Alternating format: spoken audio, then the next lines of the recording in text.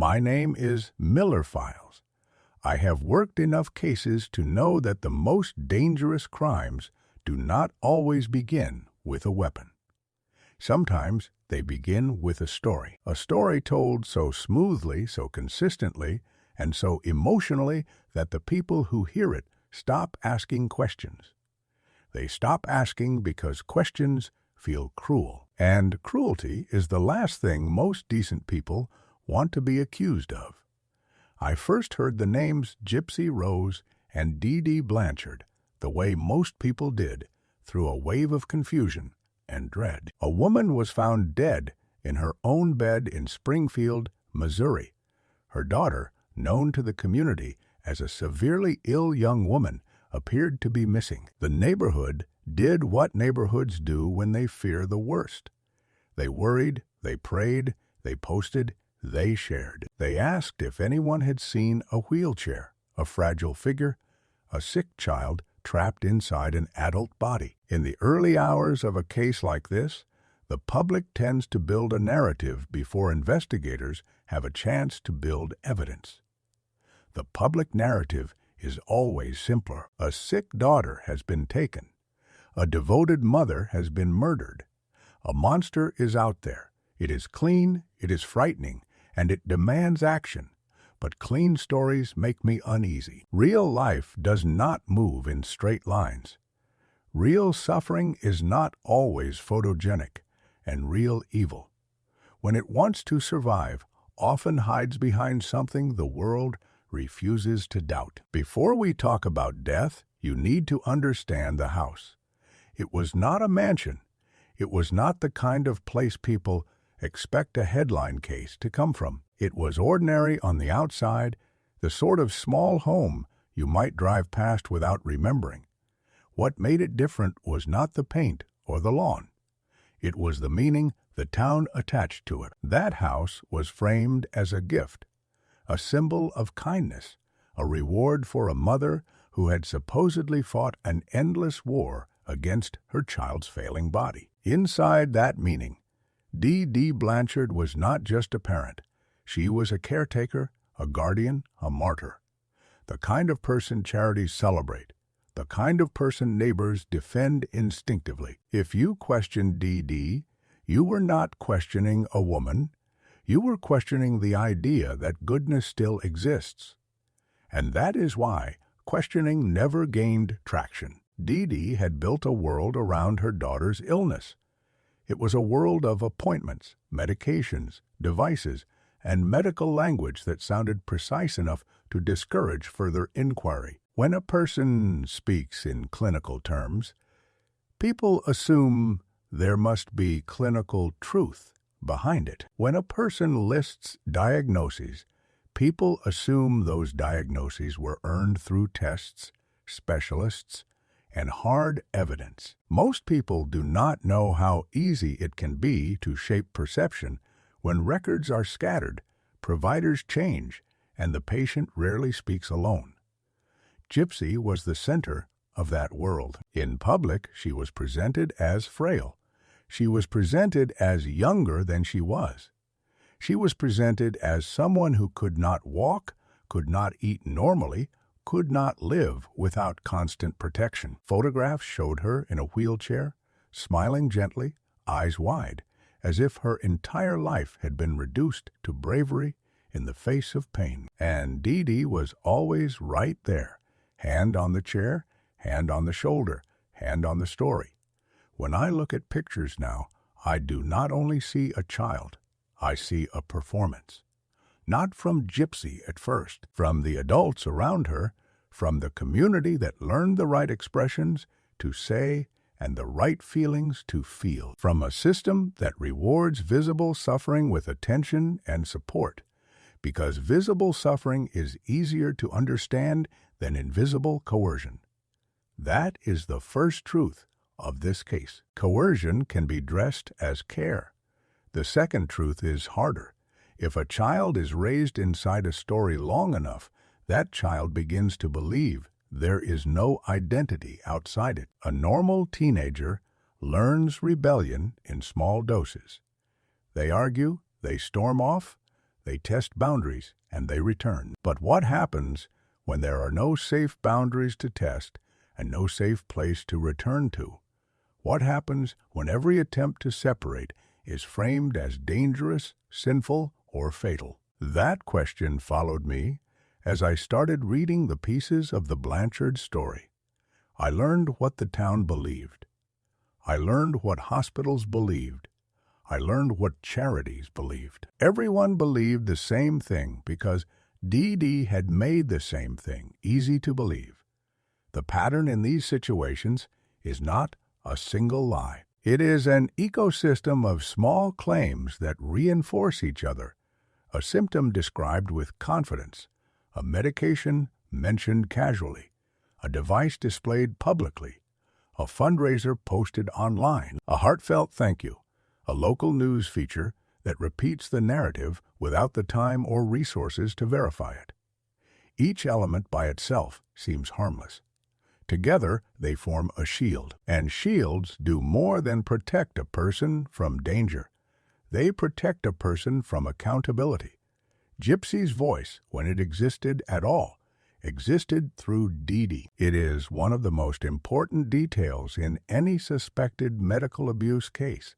Who speaks, who answers, who interrupts, who insists on being present. If the caregiver controls the conversation, the caregiver controls reality. In the Blanchard home, reality was a room without windows. Dee Dee decided what the world saw, what Gypsy was allowed to say, and what consequences would follow if Gypsy ever tried to contradict the script. I have heard survivors of long-term coercive control describe it as living inside someone else's head. You start to fear your own instincts. You start to doubt your own memories. You start to accept the idea that escape is not only impossible, but morally wrong. That kind of control does not need chains. It needs repetition. People often ask, how could this go on for so long? They want one villain besides Dee Dee. They want one doctor to blame, one nurse to blame, one neighbor who should have called sooner. I understand the desire. It makes the world feel manageable. But the truth is more uncomfortable. Systems fail quietly, and they fail collectively. Medical records are not always unified. Specialists do not always communicate. Communities do not always question. And when a caregiver appears devoted, exhausted, and selfless, suspicion feels like a betrayal. Add the emotional power of a sick child, and you have a near-perfect environment for deception. There is another layer that matters: benefit. In cases of fabricated illness imposed on another, the benefit is not always money, though money can appear. The benefit can be attention, sympathy, status, identity, and a kind of social immunity. Dee Dee did not just receive help. She received a role. She became the suffering mother. Once someone becomes the suffering mother, the world often treats her words as sacred. Sacred words are rarely challenged, yet no performance holds forever. Time erodes scripts. Bodies change. A child grows into an adult. Questions start to form at the edges of the scene, and then something new enters the picture. In this story, that something was connection beyond Dee Dee's reach. A screen, a message, a private conversation, a sense, however faint, that there might be a life outside the house. I want you to sit with that for a moment. Imagine being taught that you are helpless. Imagine being shown your own weakness as proof of your mother's love. Imagine being denied independence until independence stops feeling real. Then imagine seeing, for the first time, a door that might open. Doors can save people. Doors can also lead into darkness. When you lock someone in long enough, they do not always escape in a straight line. Sometimes they run in circles. Sometimes they run into the arms of the wrong person. Sometimes, in panic, they grab the first tool they can reach, even if that tool is a blade. At the beginning of this investigation, the public believed Dee Dee was a saint and Gypsy was a childlike victim in a wheelchair. The truth was more complex. The truth was that the case was already unfolding long before the body was found. The body was the ending of one kind of violence, but it was also the exposure of another. In the next installment, I will take you into the mechanics of the control itself, not rumors, not memes, the structure, the methods, the way a caregiver can turn medicine into a weapon while smiling into a camera. We will also talk about the first visible cracks, the moments when the script started slipping, and how close the world came to noticing before everything turned fatal. For now, remember this: the most terrifying prisons are not built with bars. They are built with stories that nobody wants to doubt. My name is Miller Files, and this is the second chapter of the Blanchard case. If you listen to the first part carefully, you already know that the house in Springfield was not built on bricks and beams alone. It was built on a narrative so powerful that it became immune to scrutiny. But a narrative, no matter how convincing, requires maintenance, and maintenance requires control. Control over perception, control over information, and most importantly, control over the person at the center of the story. In the field of coercive control, there is a principle we examine carefully. A person does not need to imprison someone physically if they can imprison their reality. Reality, in the wrong hands, can be bent, sliced, and rearranged until the victim no longer knows where their own boundaries lie. And in the Blanchard household, reality was entirely curated by DDD. To understand the degree of that control, we have to go back to the earliest available fragments of Gypsy's childhood. The records are inconsistent because inconsistencies were part of the strategy. Each move from one state to another, each new hospital visit, each retold medical history served to erase the previous version and replace it with a more useful one. Control often hides inside the act of starting over. Dee Dee understood that a fresh audience is an easier audience. A new doctor is less likely to question a story that has already been affirmed somewhere else, even if that somewhere else is only claimed through words. When I studied the timeline, I noticed a pattern that appears in many cases of fabricated medical abuse. The child's medical identity becomes a performance that must be rehearsed daily, not by the child, but by the caregiver. Gypsy learned early that the safest answer was silence. Silence is one of the strongest signs of control. When a child stops speaking for themselves, someone else has already rewritten the script. Dee Dee spoke for Gypsy at every appointment. She narrated symptoms, described crises, recited diagnoses, and shaped the emotional tone in the room. Healthcare systems rely heavily on the honesty of the caregiver, especially when the patient is too young or too vulnerable to advocate for themselves. Dee Dee exploited that vulnerability with precision. Doctors saw a mother who never left her daughter's side. Nurses saw a mother who appeared attentive and protective. Social workers saw a mother who seemed exhausted but devoted. They all saw what they expected to see, and expectation is a powerful blinder. The reality inside the Blanchard home was constructed like a stage set. Every piece of equipment, every medication bottle, every pillow propping up the wheelchair had a dual purpose. It served the illusion, and it reaffirmed it. Gypsy's room was filled with medical items, some unnecessary, some misused, some symbolic. When an environment looks medical enough, people assume the medicine is justified.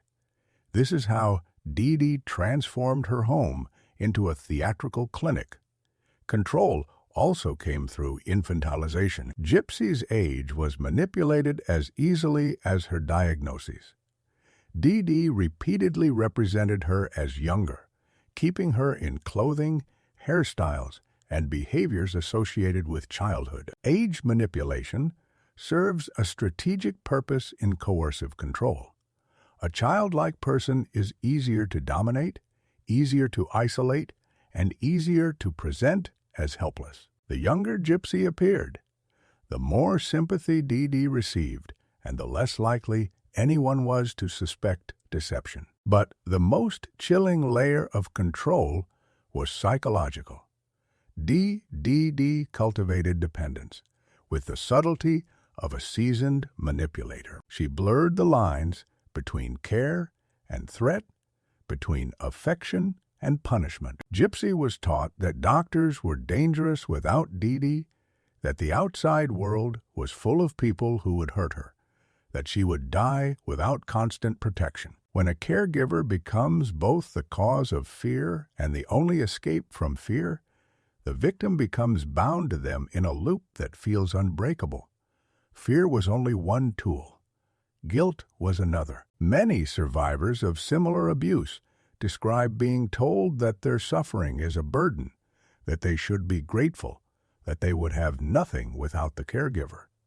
Gratitude becomes a leash. It prevents rebellion. It transforms oppression into a warped sense of loyalty. In Gypsy's case, guilt was reinforced every time the community offered donations, applause, or support. Dee Dee always made sure Gypsy understood that all of it came because Mom worked so hard. And then there was the physical reinforcement, not always violent, but intrusive, restraining Gypsy's movement, monitoring her every step, limiting her access to the outside world, and controlling her diet, sleep, and clothing. Control over the body slowly becomes control over the mind. The human brain adapts to the cage it lives in. Eventually, the cage becomes familiar.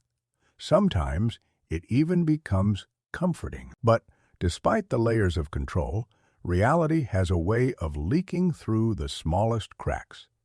And in this case, the cracks began appearing earlier than most people realize. A doctor once noted that Gypsy's muscles seemed stronger than expected for someone supposedly unable to walk. Another physician raised questions about a diagnosis that did not align with the test results. There were occasional whispers, quiet doubts, a handful of medical professionals who sensed that something was not adding up.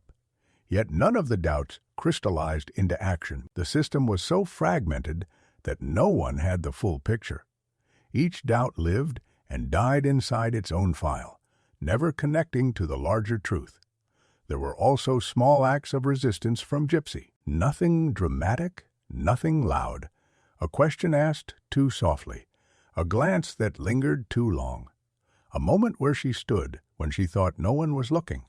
Acts so minor they were easy to dismiss. But to a trained investigator, small acts are often the first signs that a victim's internal world has begun to wake up. One moment in particular stands out. Gypsy once attempted to run away. It was not a full escape. It was a 2-hour attempt cut short by fear, guilt, and the immediate consequences imposed by Dee Dee. But that attempt is crucial to understanding the mindset of a controlled victim. When a person tries to escape and fails, the punishment is not only external, it becomes internal. The hope dims, the world shrinks. The belief that escape is possible erodes. That erosion is exactly what Dee Dee relied upon. The less Gypsy believed in her own autonomy, the stronger the narrative became. Dee Dee did not need Gypsy to be sick. She needed Gypsy to believe she was incapable. But even the strongest control cannot outrun adolescence. As Gypsy grew older physically, the tension between her biological age and her imposed identity intensified. Biology is stubborn. It pushes forward, even when someone tries to rewind it. With age came curiosity. With curiosity came questions, and with questions came cracks. Those cracks were small, and Dee Dee patched them quickly. A controlled household is like a leaking boat. It requires constant repair. Dee Dee's repairs came in the form of tighter restrictions, more drastic stories, increased medical claims, and harsher warnings about the dangers of independence. Yet something new was happening beneath the surface, something subtle but unstoppable. Gypsy was discovering the concept of freedom.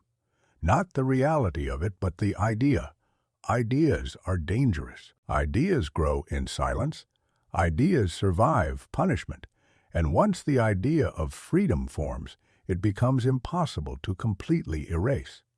In the end, control breeds desperation, and desperation seeks an exit. The Blanchard home was a closed system. Everything that entered it was filtered through Dee Dee's version of truth. Everything that left it carried her fingerprints. But no closed system remains stable forever. The pressure builds, the lies expand, the cracks widen, and eventually something breaks. In the next chapter, I will lead you into the emergence of the only escape that Gypsy could find. Not through a door, not through a window, but through a glowing screen that connected her to someone who promised freedom, affection, and a way out. That connection would become the catalyst for a plan that was as tragic as it was inevitable. But before we move to that moment, remember this: reality can be controlled for a time, but controlled reality is brittle, and when it shatters, it does not break cleanly. It breaks violently. My name is Miller Files, and this is the third chapter of a case that challenges everything people think they know about victims, monsters, truth, and the fragile walls between them. If the first chapter showed you the house built on pity, and the second chapter showed you the machinery of control that kept that house standing, then this chapter will show you the spark that finally reached the powder. Not a dramatic encounter, not a sudden revelation, just a glowing screen in the dark, and a young woman who had never been allowed to own a life discovering, for the first time, that there were people who would speak to her without going through her mother. In most investigations, communication is a map. It tells you who the victim trusted, who influenced them, who shaped their decisions. In the Blanchard case, online communication became the centerpiece of understanding how a person who had been isolated for years suddenly gained the courage, the desperation, and the misguided hope to seek an escape. And that escape did not begin with violence. It began with curiosity. Gypsy had been kept in a state of prolonged childhood. Her body was that of a young woman, but her world was that of a child. Her mother managed every environment she entered, every room she sat in, every conversation she heard, every object she handled. But the internet, when it finally entered Gypsy's life, was the first thing Dee Dee could not fully regulate. She tried, she monitored, she limited, but she could not eliminate the existence of a space where Gypsy could invent a version of herself that Dee Dee could neither see nor silence. Imagine a person who has never been allowed to make a choice suddenly faced with infinite choices. It can be overwhelming. It can be intoxicating. It can be dangerous. For Gypsy, the internet was not entertainment. It was proof that another world existed. And once a person learns that another world exists, they start to imagine themselves in it. The earliest messages Gypsy exchanged online were not romantic, not criminal, not even rebellious. They were exploratory, small conversations, simple introductions, digital whispers into a universe that did not know her as weak, fragile, or broken. For the first time, she could speak without her mother hovering, interrupting, or correcting. For the first time, She had a voice that was not filtered through Dee. And that voice, cautious at first, began to grow bolder. This is where the investigation becomes psychologically complex. When a person who has been controlled their entire life finds even a hint of freedom, they often experience it not gradually, but explosively. Their emotional development has been arrested, and when it begins again, it does so with the intensity of a teenager compressed into the body of an adult. Gypsy was hungry for connection, hungry for validation, hungry for someone to see her not as a patient, not as a prop, not as a perpetual child, but as a woman. Into that emotional vacuum walked Nicholas Godijon. Nicholas was not a hero. He was not a savior. He was not even a partner in the traditional sense. He was a man with his own psychological complexities, his own compulsions, his own instability. But to Gypsy, who had never been allowed to form a relationship outside her mother's control, Nicholas represented the impossible. He represented choice. Their first conversations were clumsy and naive. Two people who did not understand themselves trying to understand each other. But the dynamic shifted quickly. Nicholas became the first person to validate Gypsy's desire for independence. When she confided the truth about her life, he did not dismiss her. He did not call her dramatic. He did not assume her mother knew best. He believed her. Belief is a powerful drug for someone who has never been believed. From that point on, the internet was no longer a window. It was a door. And Gypsy walked through it again and again, each time stepping further away from the identity Dee had sculpted for her. She created alternate personalities.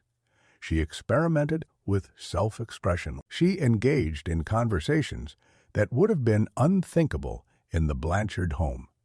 These explorations were not simply rebellious. They were a declaration that she existed independently of her mother's narrative. But there was a problem. Gypsy's newfound autonomy existed only in the digital space. In physical reality, she was still under Dee's total control.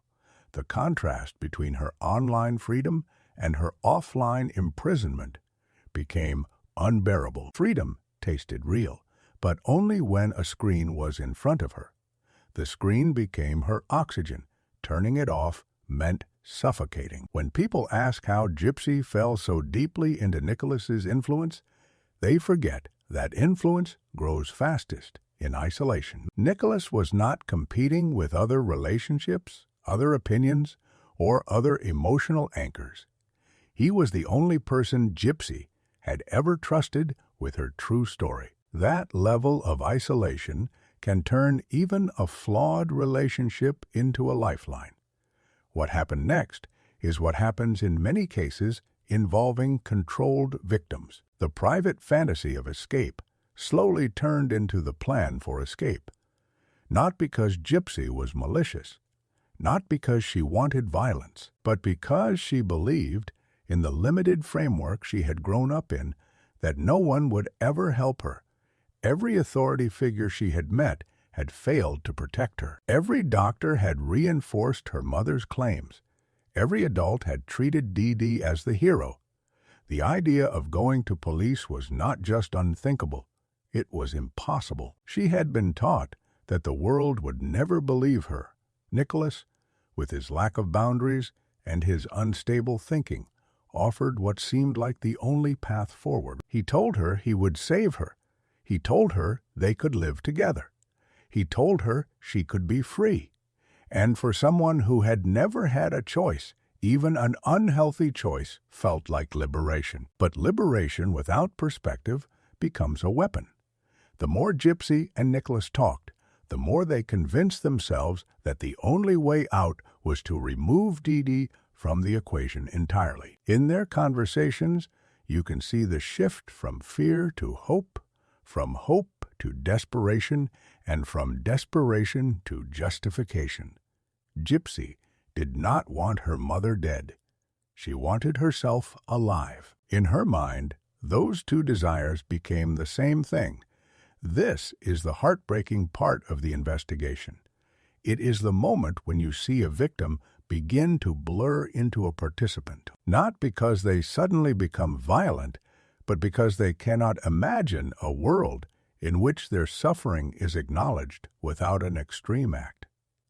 In the digital messages, the planning is clumsy, the language is confused, the ideas are impulsive, but the emotional logic is clear.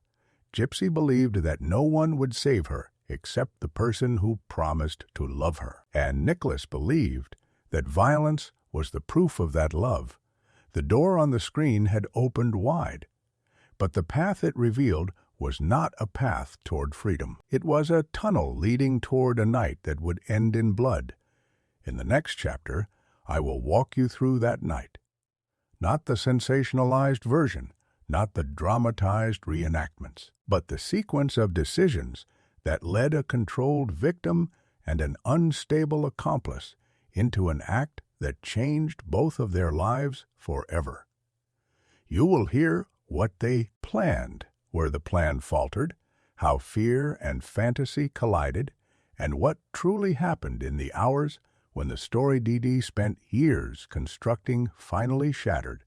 But for now, remember this: when the world denies a person autonomy long enough, even the wrong door can look like salvation. My name is Miller Files, and this is the fourth chapter of the story that unraveled the Blanchard household. If the first 3 chapters showed you the pity, the control, and the door that opened through a glowing screen, then this chapter will take you into the night where everything collapsed. Nights like this are not born from a single decision. They are born from years of manipulation, trauma, desperation, and a belief often tragically wrong that violence is the only path to survival. There are cases where the crime feels calculated, deliberate, and executed with a degree of cold precision.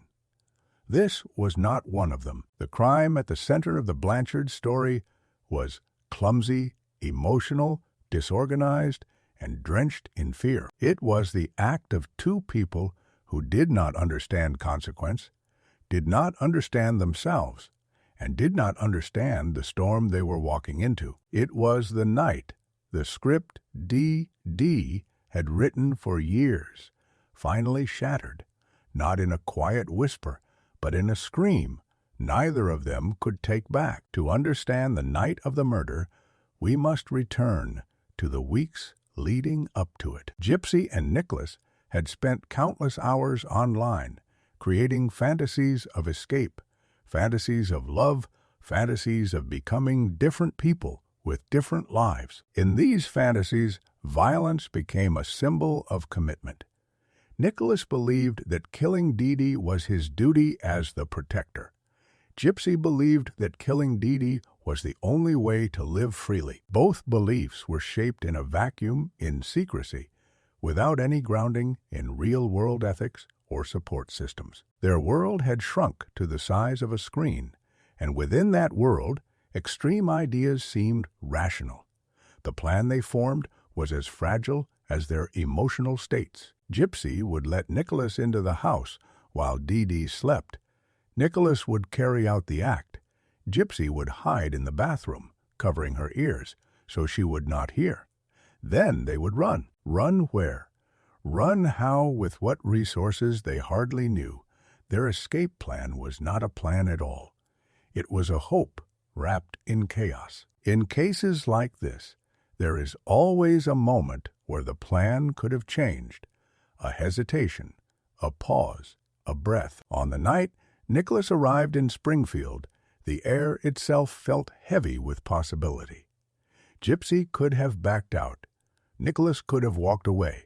But psychological momentum is a dangerous force. Once an idea of escape becomes tied to an idea of violence, every step forward feels irreversible, even when reversal would be the safer path. Gypsy let Nicholas into the house. That simple act, opening a door, became the turning point of the entire case. In her mind, the door was the doorway to freedom. In reality, it was the doorway to tragedy. What happened next has been recounted in courtrooms, documentaries, police interviews, and behavioral analyses. But the truth is that the violence itself was not strategic. It was chaotic. Nicholas, armed with a knife Gypsy had provided, entered Dee Dee's bedroom. Dee Dee was asleep. She had no warning. She had no time to recognize the danger. There was no confrontation, no argument, no spoken exchange. It was a silent unraveling of years of manipulation and control. Gypsy hid in the bathroom as agreed. She covered her ears. She cried. She trembled. She waited. She later said she did not want to hear her mother die. That sentence, in its painful contradiction, is the very heart of the case. Gypsy hated the control, the imprisonment, the lies, but she did not hate her mother. She wanted escape, but she did not truly want blood. And yet, in her mind, twisted by trauma, one had become the price of the other. Nicholas emerged from the bedroom shaken, sweating, disoriented. Gypsy stepped out of the bathroom to face a reality she had not been prepared for. The sight of Nicholas, the atmosphere of the room, the finality of the act, all of it crashed into her at once. This was no longer a plan on a screen. This was irreversible. What they did afterward is one of the strangest parts of the case. Instead of fleeing immediately, they remained in the house. They cleaned up. They gathered belongings. They stayed long enough to blur the line between panic and denial.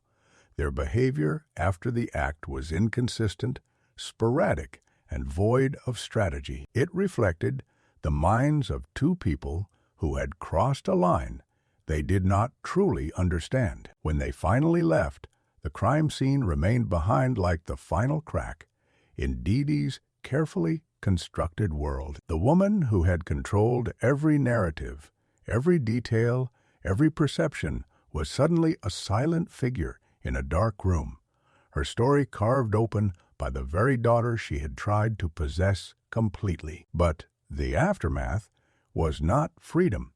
It was confusion. Gypsy and Nicholas traveled together, believing they were beginning a new life. But what they were really beginning was the inevitable collapse of their fantasy. Freedom based on violence is not freedom at all. It is a countdown. Back in Springfield, the void left by Dee Dee's silence grew louder each hour. Neighbors worried when they saw no movement. Friends panicked when online posts appeared that seemed out of place. And the police, when finally alerted, began peeling back layers of a story they had never imagined they would find. Investigators approached the Blanchard home expecting a kidnapping case. Instead, they found clues that contradicted the entire community narrative. They found a bedroom staged like a shrine of illness. They found medications, wheelchairs, medical devices, all arranged as if to reinforce Dee Dee's years of claims. But they also found something else. They found signs that Gypsy was not as sick as believed. The crime did not expose a murder alone. It exposed a lie. As investigators followed digital traces, bus tickets, and messages, the story untangled itself. Gypsy was found alive, walking, speaking, awake to a life she had never known. And when she began to talk, the truth spilled out: years of coercion, manipulation, control, fabricated illness, and a desperation so deep it had driven her into the arms of someone who offered escape without understanding the consequences. The night the script broke was the night the world finally saw that the script was a script at all. In the final chapter, I will walk you through the aftermath. The arrest, the interrogation, the public reaction, the trial, the competing narratives, and the question that still haunts this case today: where does responsibility end, and where does survival begin? But for now, remember this: a story can only hold together for so long, and when it snaps, the truth does not fall gently.